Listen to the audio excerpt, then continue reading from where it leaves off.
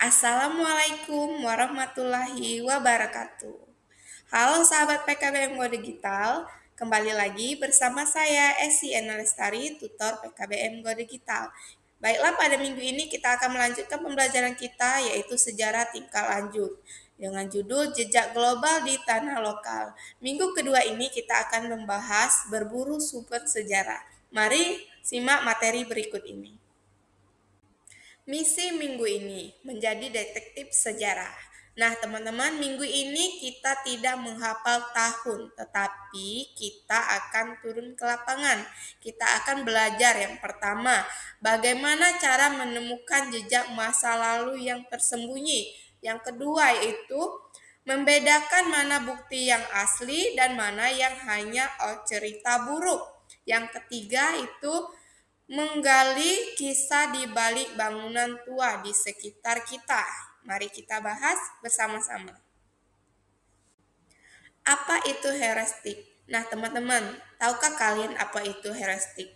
Heuristik itu berasal dari bahasa Yunani, yaitu heurakein, yang berarti menemukan. Nah, dalam sejarah, heuristik adalah tahap paling awal, yaitu seni berburu sumber data.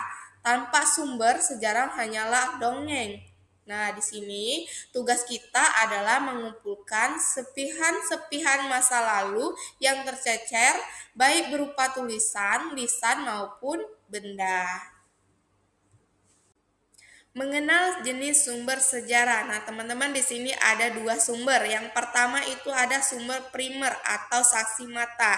Nah, sumber yang berasal langsung dari pelaku atau saksi peristiwa pada zamannya seperti arsip atau dokumen asli. Yang kedua itu ada foto zaman dahulu kala atau asli. Yang ketiga ada wawancara saksi hidup, dan yang keempat itu ada bangunan seperti benteng, tugu, dan lain-lain. Yang kedua itu ada sumber sekunder atau kabar dari pihak kedua, di mana sumber ini ditulis atau diceritakan oleh orang yang tidak mengalami langsung seperti buku sejarah, artikel atau koran masa kini, dan lain-lain. Nah, teman-teman, di sini ada saksi bisu sejarah Bengkulu. Yang pertama ada bangunan Benteng Marlborough, merupakan saksi kolonial Inggris pada tahun 1714 sampai dengan 1824.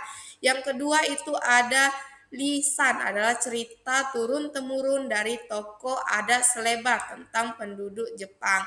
Dan yang ketiga itu ada arsip foto lama Tugu Thomas Park yang tersimpan arsip digital.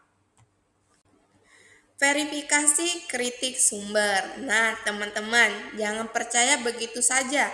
Kita harus melakukan filter. Yang pertama itu yaitu kritik eksternal atau fisik. Cek keaslian fisik sumbernya, di mana apakah kertasnya benar-benar tua, dan apakah fotonya hasil editan atau bukan, dan apakah tintanya sesuai pada zamannya. Yang kedua itu ada kritik internal, isi atau konten. Cek kredibilitas isinya, apakah narasumbernya berkata jujur, dan apakah informasinya masuk akal jika dibandingkan sumber lainnya. Era digital tantangan baru. Nah, teman-teman, di era digital ini merupakan tantangan baru bagi kita.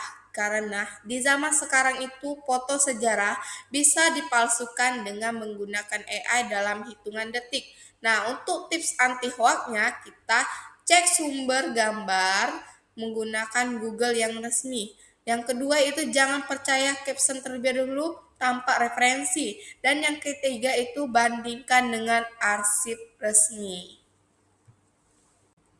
Baiklah teman-teman, itulah materi kita pada minggu ini, dan dapat kita simpulkan bahwa sejarah bukanlah sekedar hafalan tahun dan nama, melainkan rekonstruksi peristiwa dari serpihan bukti yang kita temui. Baiklah teman-teman, sebelum saya menutup pembelajaran kita pada minggu ini, jikalau ada pertanyaan atau materi yang belum jelas, boleh silakan ditanyakan di kolom komentar atau bisa japri. Terima kasih, salam berburu sejarah. Wassalamualaikum warahmatullahi wabarakatuh.